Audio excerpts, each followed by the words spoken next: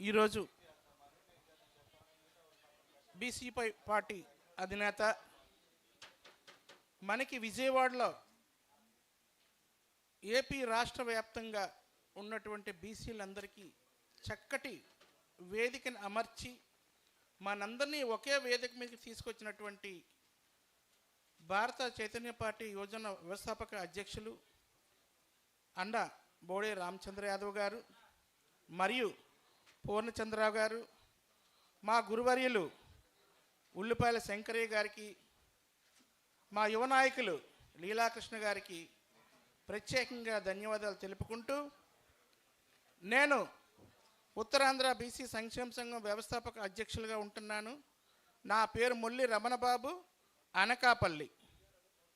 నాకు 2014 నుంచి కూడా బీసీలో ఉద్యమాలంటే ఏటో నేర్పించినటువంటి వ్యక్తి మా గురువర్యులు. మరి ఆ రోజు నుంచి ఈ రోజు వరకు కూడా చూస్తున్నాం మనం. ఇందాక లీలా గారు చెప్పారు, గతంలో జరిగిపోయి మాట్లాడకండి, ఇప్పుడున్నటువంటి సబ్జెక్ట్ మీద వెళ్ళండి అన్నారు. సో రకరకాలుగా మాట్లాడారు. ఒక సెకండరీది అయిపోయింది.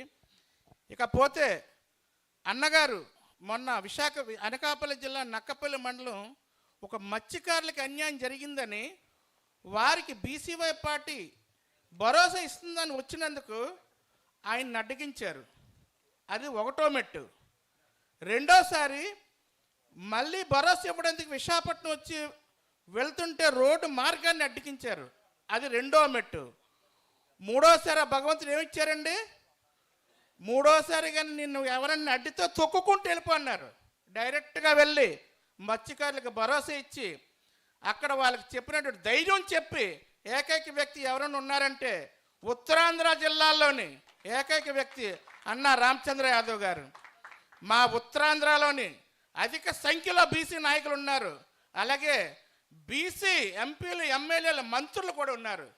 కానీ జరిగిపోతూ ఉంటుంది, వాళ్ళ స్వలాభం చూసుకుంటారు. అన్నగారిది ఒకటే నినాదం, 4 ప్రవేశపెట్టారు, ఇమ్మన్నారు, ఇవ్వాలి. లేదు అంటే సాయంకాలం ప్రెస్ మీట్లు అనౌన్స్ చేస్తారు, టైం ఇస్తారు.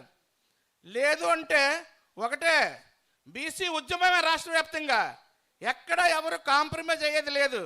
అన్నగారు పిలిపిచ్చారంటే అందరూ కూడా ఆయన అడుగులో అడిగేసి ఆయన మాటలకు విలువిచ్చి వెంటనే మనం ఎన్ని పనులున్నా కూడా చూసుకొని అదే అమరావతిలో ఉద్యమం నిర్వహిస్తే మనం అనుకున్న 4 ఉద్యమాలు ఎందుకు రావో అన్నగారికి తెలుసు. చేస్తారు, అడుగుతున్నారు, సాంప్రదాయబద్ధంగా అడుగుతున్నారు. ఇస్తే సరే సరే, లేదంటే అన్నగారు ఇచ్చే రాజ్యం వస్తుంది, అన్నగారే స్టాంప్ వేసి మనకి బీసీలకి మనకిస్తారు.